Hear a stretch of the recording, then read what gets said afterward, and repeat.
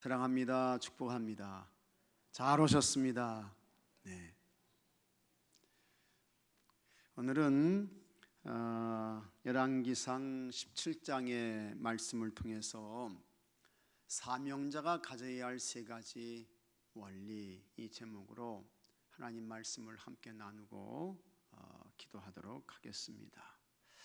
우리가 다 이제 여러분 사명자잖아요. 사명자. 그래서 하나님께서 여러분들을 지금까지도 생존하게 하시는 것입니다. 우리의 사명이 끝나면 이제 그때 하나님께서 우리를 데려가시는 거예요. 우리를 불러가신다고요.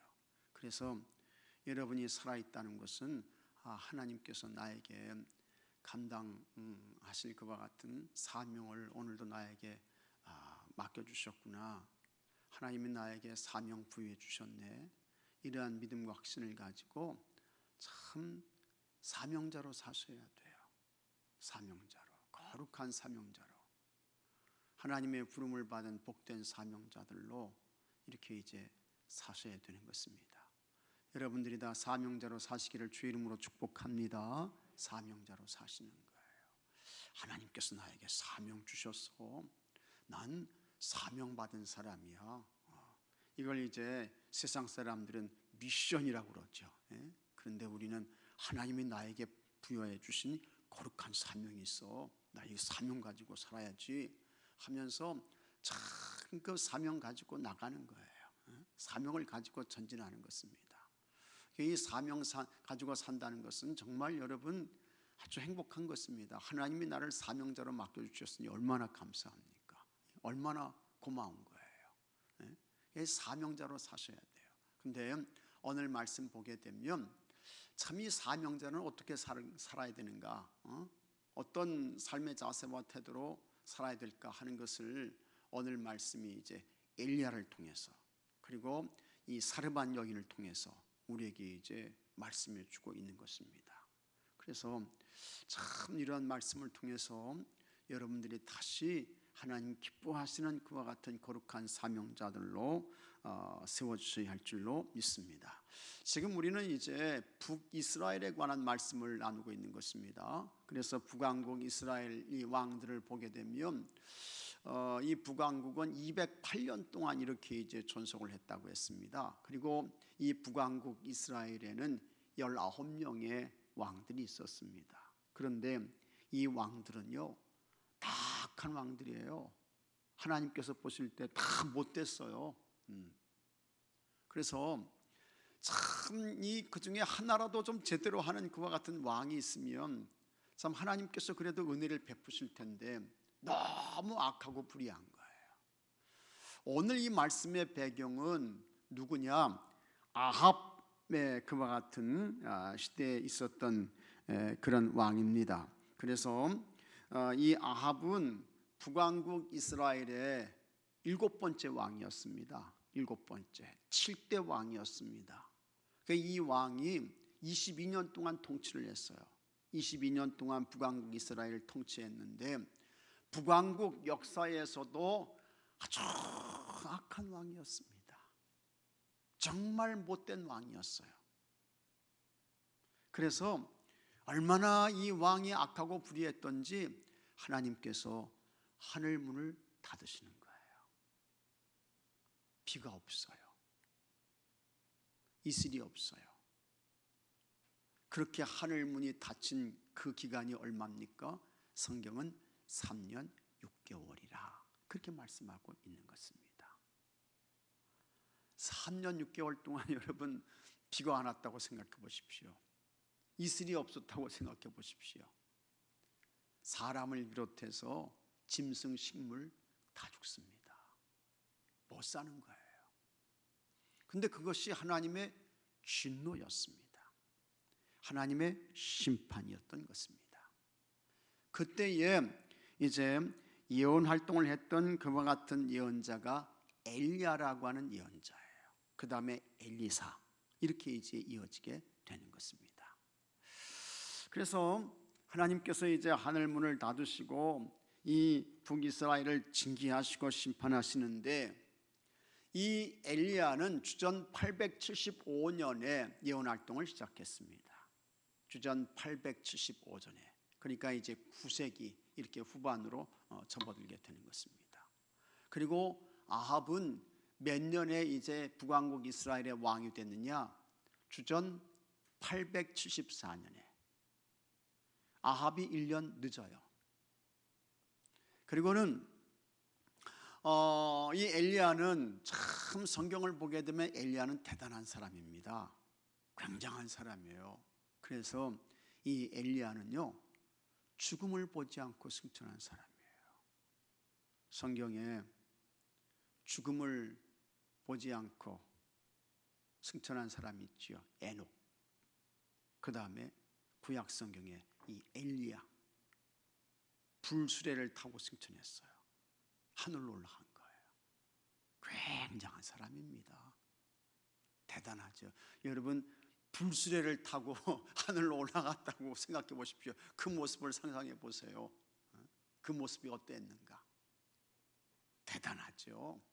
그 다음에 우리 예수님은 이제 부활하신 후에 40일 동안 땅에 계시다가 우리 예수님은 하늘로 이렇게 이제 승천을 하셨습니다. 하늘로 올라가셨어요. 성경에 예수님이 승천하실 때 불수레 타고 갔다는 그런 말은 안 나와요. 어쨌든 하늘로 가셨어요. 근데 이 엘리야 같은 경우에는 죽음을 보지 않고 승천한 사람이에요. 대단한 사람이죠. 굉장한 사람인 것입니다. 자, 그래서 이 아하방 시대에 이 엘리야가 참 아주 하나님의 사명자의 역할을 하게 되고, 또 한 사람 오늘 만나게 되는데 사르밧 여인을 만나게 됩니다. 근데 이 사르밧 여인은 이제 남편이 없어요.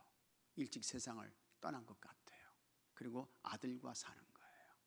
근데 이 엘리야와 사르밧 여인을 통해서 사명자는 어떻게 살아야 되고 어떤 사람이 되어야 하나 하는 것을 우리에게 잘 보여주고 있는 것입니다.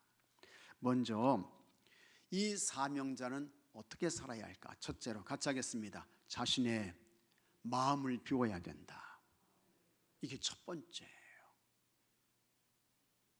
사명자의 삶은 어디서부터 시작되느냐? 마음을 비우는 거예요. 요즘으로 말하면 자기 마음을 내려놓는 거예요. 빈 마음에서부터 시작되는 거예요. 빈 마음에서부터. 여기서부터 사명자의 삶이 시작된다 라고 하는 것입니다.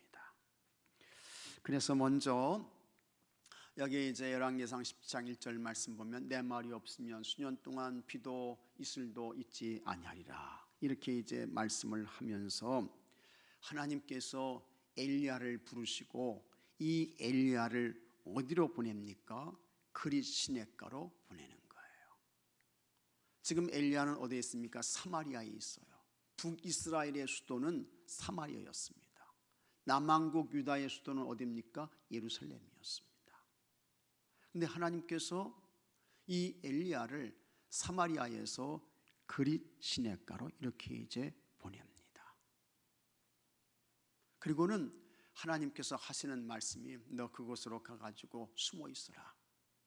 그러면 까마귀를 보내서 물과 고기를 너에게 공급해 줄 거다.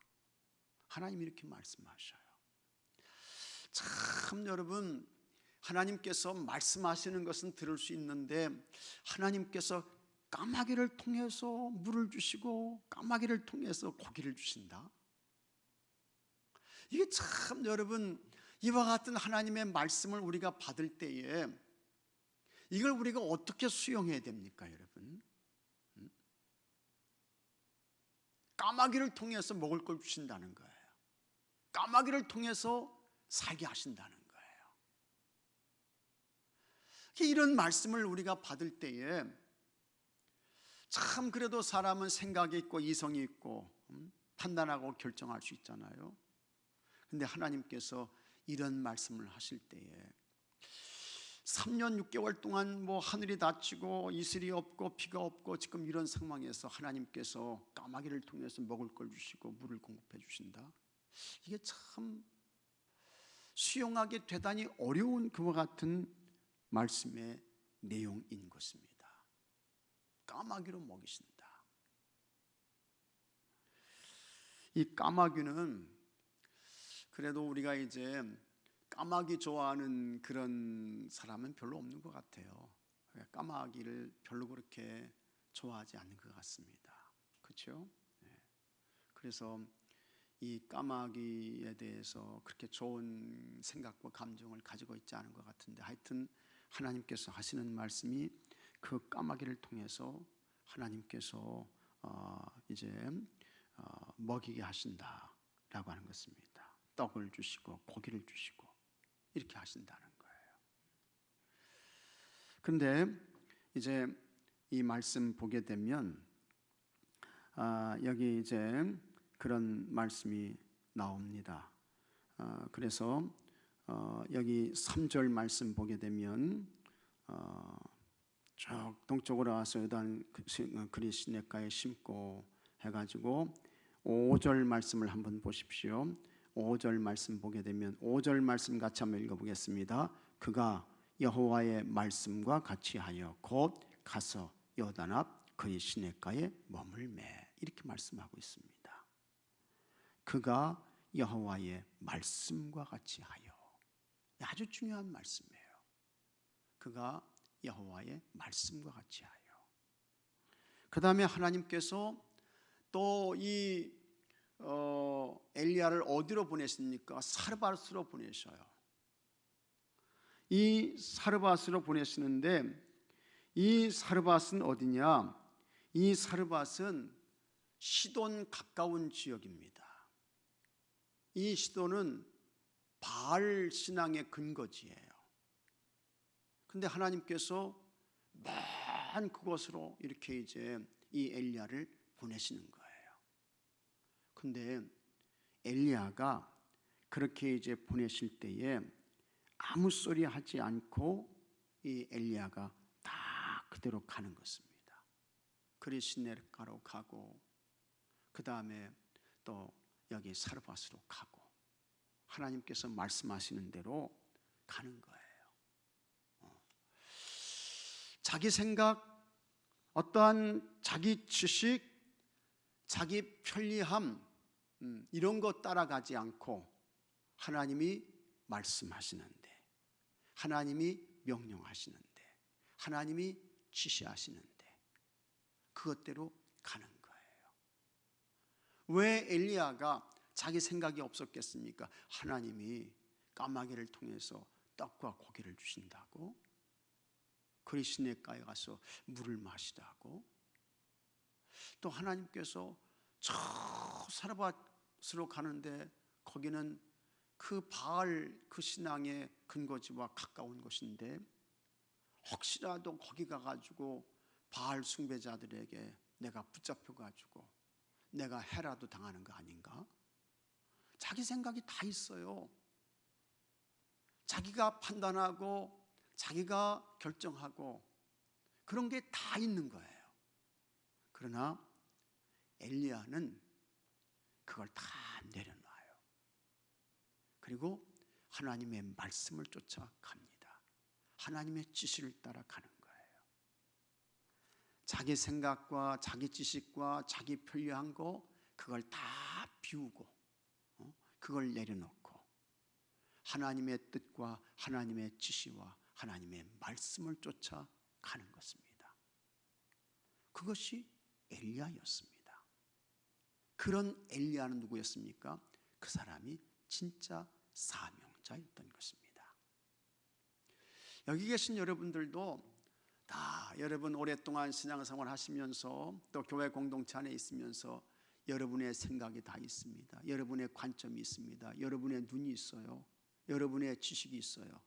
그런데 여러분, 진짜 사명자는 자기를 비우는 거예요. 참된 신앙은 뭐냐? 자기를 내려놓는 거예요. 자기라는 거, 이거 굉장히 내려놓기가, 비우기가 힘듭니다. 이거 내려놓으려면요, 때로는 자존심이 상할 수도 있어요. 이거 비우려면 자기의 고집을 꺾는 그와 같은 아주 거룩한 싸움이 있어야 돼요. 사기를 치는 영적인 그와 같은 그 결단이 있어야 되는 거예요. 그런데 그렇게 될 때에 그 사람이 뭐냐? 하나님이 써주시는 사명자가 된다는 거예요. 엘리야가 사명자였습니다. 자기 마음을 비웠어요. 여러분들도 자기 마음 비우시고 자기 생각 비우시고 자기 지식 내려놓으시고 자기 경험 내려놓으시고 내가 경험해 보니까 내가 지금까지 살아보니까 내가 아는 바로는 그거 아닙니다. 여러분, 교회에서는 하나님 앞에서는 내가 절대로 그러지 마십시오. 사명자는요, 자기를 비우는 거예요. 자기를 비우고 하나님으로 채우는 거예요. 하나님 지시와 하나님의 말씀과 하나님의 명령으로 우리 속을 채우는 거예요. 그 사람이 진짜 사명자다라고 하는 것 잘 기억하시고, 여러분들이 하나님 앞에서 교회 공동체 안에서 자기를 잘 비우시고 하나님으로 충만해서 하나님으로 가득해서 하나님이 붙드시고 쓰시는 좋은 사명자들이 되시기를 주 이름으로 축복합니다. 그 다음에 두 번째로 순종하는 믿음입니다. 이거는 이제 사르밧 여인에 해당되는 그와 같은 말씀의 내용인 것입니다. 하나님께서 사르밧으로 보내가지고 너 사르밧 여인에게 가라, 하나님께서 그렇게 말씀을 하시는 것입니다. 내가 그에게 명령해서 너에게 먹을 것을 주게 하겠다, 하나님께서 말씀을 하십니다. 9절에 너는 일어나 시돈에 속한 사르밧으로 가서 거기 머물라, 내가 그것 과부에게 명령하여 내게 음식을 주게 하였느니라. 하나님께서 이렇게 말씀하시는 거예요. 너 사르밧 여인에 가라, 하나님 말씀하십니다. 그래서 이 엘리야가 하나님의 명령에 순종해서 이제 시돈에 속한 사르밧으로 갔습니다. 앞에서 이야기했던 것처럼 이 사르밧은 바알 신앙의 중심지인 시돈과 아주 가까운 지역이라고 했습니다. 엘리야가 생각할 때 혹시라도 내가 저 바알 저들에게 붙잡혀 가지고 내가 곤경과 어려움이나 당하지 않을까, 그런 생각할 수도 있어요. 근데 하나님이 명령하시니까 사르밧으로 갔습니다.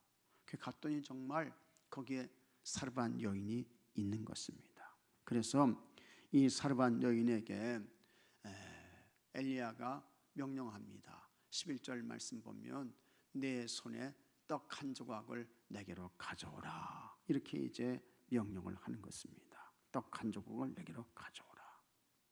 근데 이 여인이 대답해요. 12절 말씀 보게 되면 그가 이르되 당신의 하나님 여호와께서 살아계심을 두고 맹세하노니 나는 떡이 없고, 떡이 없죠. 떡이 없어요. 여기 떡은 이제 우리식으로 표현하니까 떡입니다. 이 사람들은 떡이 아니고 뭡니까? 이 사람들은 빵이에요. 빵. 우리는 이제 쌀 문화잖아요. 쌀, 떡 먹잖아요. 근데 그 유대인들은, 이 사람들은 빵을 먹습니다. 이 사람들은 빵 문화예요. 그래가지고 떡이 없다는 거예요. 빵이 없다는 거예요. 다만 통에 가루 한 움큼과 병에 기름 조금뿐이라 내가 나무가지 둘을 주워다가 나와 내 아들을 위하여 음식을 만들어 먹고 그 후에는 죽으리라, 이렇게 이제 이야기를 하고 있는 것입니다. 그러니까 죽는 거예요. 그때에 이제 엘리야가 다시 이렇게 이야기를 하죠. 13절 말씀 같이 한번 읽어보겠습니다. 엘리야가 그에게 이르되 두려워하지 말고 가서 내 말대로 하려니와 먼저 그것으로 나를 위하여 작은 떡 한 개를 만들어 내게로 가져오고 그 후에 너와 내 아들을 위하여 만들라, 이렇게 말씀하고 있습니다. 여기서 우리가 이제 주목해야 할 것은 그 후에라는 이 말씀입니다. 그 후에. 이 사르밧 여인에게 그 후가 있습니까? 없습니까? 없어요. 이제 한 번만 먹으면 딱 죽는 거야. 그 후회가 없는 거예요. 이 사르밧 여인에게는 마지막 가루 한 움큼, 마지막 기름 조금, 그것밖에 없어요. 이거 먹으면 이 사르밧 여인은 그 아들과 함께 이제 굶어서 죽는 겁니다. 끝나는 거예요. 근데 그거 엘리야가 가져오라는 거예요. 자, 여러분들이 사르반 여인이라고 하면 참 나는 어떻게 할까? 이걸 우리가 고민하셔야 돼요. 내가 만일 이 사르밧의 여인이었다고 하면 하나님의 사람 엘리야가 찾아와서 쉽게 말하면 목사인 제가 여러분들에게 신방 가가지고 딱 한 번에 그 밀가루와 기름밖에 없어요. 근데 내가 하는 이야기가 권사님 그거 권사님 먹지 말고 이리 가져와. 그러면 여러분 어떻게 하실 거예요? 달겨들어가지고 저런 하면서 모르겠습니다. 뺨이라도 저의 뺨이라도 그냥 싸대기라도 때릴지 모르겠어요. 지금 상황이 그런 거예요. 여러분, 여러분들이라면 어떻게 하시겠습니까? 근데 엘리야는 그거 가져오라는 거예요. 작은 떡 만들어서 가져와라. 엘리야가 말하고 있습니다.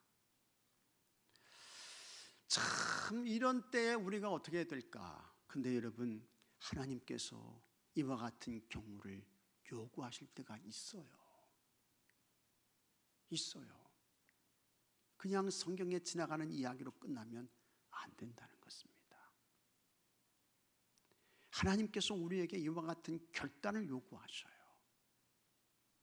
여러분의 삶의 순간순간마다 너 하나님 말씀에 순종할래? 내 생각대로 살래? 네 편한 대로 살래? 너 좋은 대로 살래? 하나님께서 결단을 촉구하실 때가 있어요. 그때에 우리가 자기 생각대로 가지 말고 자기 편한 대로 가지 말고 하나님 말씀에 순종하라고 하는 것입니다. 그런데 이 사르밧 여인은 순종하는 것입니다. 그래서 17절 말씀 보면 같이 하겠습니다. 그가 가서 엘리야의 말대로 하였더니 참 이게 사명자야. 사명자는요 아무나 사명자 되는 거 아닙니다. 아무나 누구나 다 사명자 되는 거 아니에요. 그가 가서 엘리야의 말대로 하였더니 순종한 거예요. 순종한 것입니다. 그래서 이 사르밧 여인이 거룩한 순종의 모델이 되었던 것입니다. 그리고 하나님께서 이 사르밧 여인에게 기적을 행하시는 것입니다. 아시는 대로 가뭄이 끝날 때까지 밀가루가 마르지 않았어요. 떨어지지 않았어요. 병에 기름이 마르지 않았어요. 통에 밀가루가 떨어지지 않고 병에 기름이 마르지 않고 참 사명자로서 거룩한 결심을 하며 순종했더니 하나님께서 놀라운 기적을 행하셨던 것입니다. 여러분들이 사명자로 살면서 이 사르밧 여인의 기적을 오늘도 여러분들이 경험하고 보기를 원하십니까? 다 기적 보는 거 아니죠. 다 복 받는 거 아니에요. 다 하나님의 역사를 체험하는 거 아닙니다. 사르밧 여인과 같은 거룩한 결단과 순종이 있을 때에 하나님께서 그것을 받으시고 그것을 보시고 떨어지지 않고 마르지 않고 부족하지 않고 채워지고 넉넉하고 이와 같은 기적을 하나님께서 오늘 우리에게도 주시는 줄로 믿으시기 바랍니다. 그 사람이 사명자예요. 그 사람이 기적을 보는 사람이에요. 그 다음에 세 번째로 사명자는 어떤 사람입니까? 기도의 사람인 것입니다. 기도의 사람이에요. 사명자는 기도하는 사람이에요. 여기 말씀 보게 되면 사르밧 여인에게 또 한 가지의 사건이 일어나게 됩니다. 통에 기름은 통에 밀가루로 이 가루는 떨어지지 않았어요. 기름은 마르지 않았어요. 그래서 생명이 유지됩니다. 하늘 문은 닫혔는데 그런데 아들이 죽어요. 아들이 죽습니다. 여러분, 이 여인은 이미 벌써 남편이 죽었습니다. 남편이 없어요. 혼자 살아요. 근데 아들이 하나 있는 거예요. 이 여인에게 생존의 이유, 생존의 근본을 찾는다고 하면 그 이유와 근본이 어디에 있습니까? 아들에 있는 거예요. 남편은 이미 죽어서 참 힘들고 어려운 삶을 살고 있습니다. 이 당시에는 남성 중심의 사회였죠. 가부장적인 사회였습니다. 여성들은 약자였습니다. 어린아이들도 사회적 약자였습니다. 노인들도 사회적 약자인 것입니다. 남편이 없는 사람은 이 당시에 벽이 없는 거예요. 담이 없는 거예요. 울타리가 없는 것입니다. 아주 힘든 삶을 살았습니다. 고난의 삶을 살고 있는 것입니다. 그런 가운데에서도 그와 같은 모든 고난과 아픔을 이겨낼 수 있는 것은 이 여인에게 누가 있습니까? 아들이 있는 거예요. 이 아들이 커서 아버지가 하지 못했던 그와 같은 것까지 다 이룰 것이다. 그것이 희망인 것입니다. 기대인 것입니다. 그런데 그 아들이 턱하니 죽어버렸네. 아들이 죽어버렸어요. 자, 감당할 수 없는 그와 같은 사건이 일어나게 된 것입니다. 그래서 17절 말씀 보면 2일 후에 그 집 주인 되는 여인의 아들이 병들어 증세가 심히 위중하다가 숨이 끊어진지라, 그렇게 말씀을 합니다. 이와 같은 일이 있게 되자 이 여인이 엘리야에게 원망을 합니다. 원망할 수밖에 없죠. 18절 말씀 보십시오. 자, 18절 말씀 같이 한번 읽어보겠습니다. 여인이 엘리야에게 이르되 하나님의 사람이여, 당신이 나와 무슨 상관이 있기로 내 죄를 생각나게 하고 또 내 아들을 죽게 하려고 내게 오셨나이까? 당신이 나하고 무슨 관계가 있기에 당신이 와가지고 이와 같은 일들이 일어나서 내 아들이 죽는 이런 일까지 일어나지 않았습니까? 뭐 이렇게 이제 원망하면서 이 하나님의 사람 엘리야에게 달겨드는 거예요. 덤벼드는 거예요. 자, 이때에 엘리야는 어떻게 하느냐?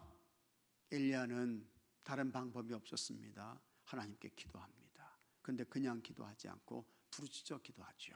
20절 말씀 다 같이 읽겠습니다. 여호와께 부르짖어 이르되 내 하나님 여호와여, 주께서 또 내가 무고하는 집 과부에게 재앙을 내리사 그 아들이 죽게 하셨나이까 하고. 그런데 여기서 여호와께 부르짖어 이르되, 하나님께 부르짖었다는 거예요. 이게 하나님의 사명자인 것입니다. 하나님의 사명자는요, 무슨 일을 만날 때마다 사람 원망하고 누구 탓하고 그거 아닙니다. 사람 원망하는 사람 있어요. 교회 안에서 누구 탓하는 사람 있어요. 그 사명자 아니에요. 제발 그러지 마십시오. 그때에 하나님의 사명자는 어떻게 한다고요? 부르짖는 거예요. 하나님께 기도하는 거예요.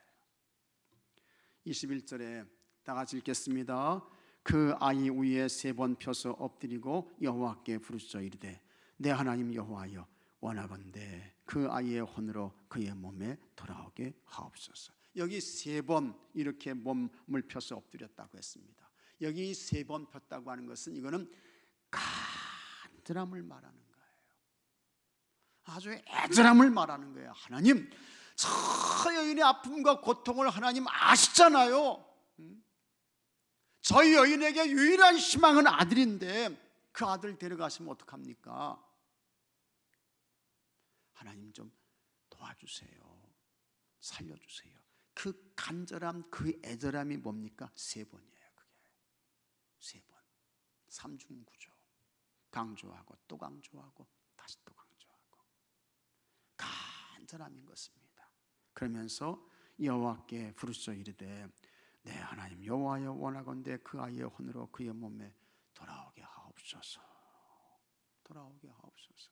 하나님 살려주세요. 기도하는 거예요. 그랬더니 자, 22절 말씀 같이 한번 읽어보겠습니다. 여호와께서 엘리야의 소리를 들으심으로 그 아이의 혼이 몸으로 돌아오고 다 같이 살아난지라. 아멘. 살아났어요. 엘리야의 기도를 통해서 근데 그냥 기도가 아니고 부르짖는 기도, 간절한 기도를 통해서 이 아이가 다시 살아나게 된 것입니다.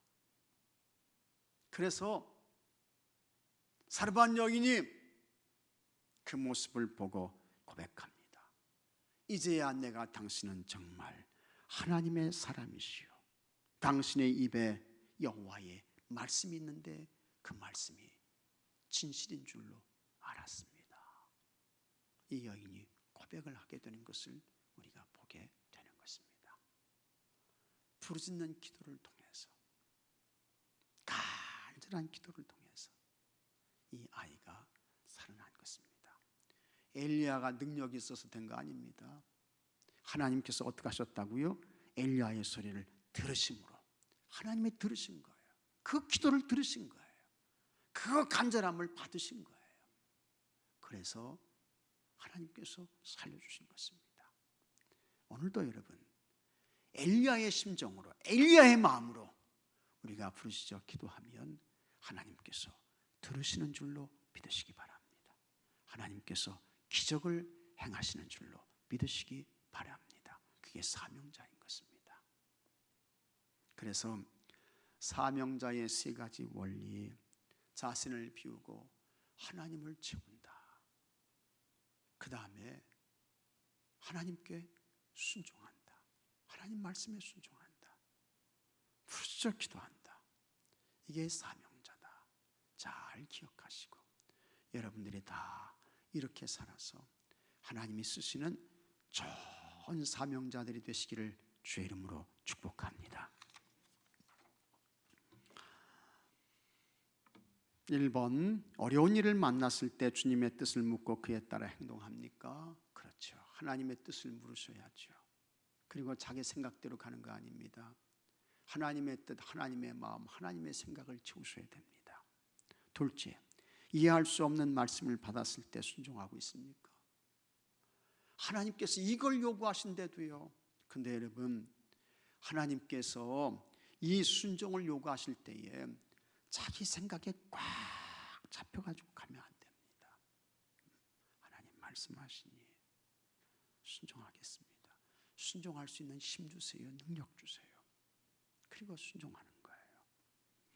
절망에 직면할 때마다 무릎을 꿇고 기도하고 있습니까? 간절한 기도를 드리고 있나 하는 것입니다. 간절한 기도 당연히 하셔야죠. 그리고 그렇게 기도하면 하나님께서는 들으신다. 잘 기억하실 수 있기를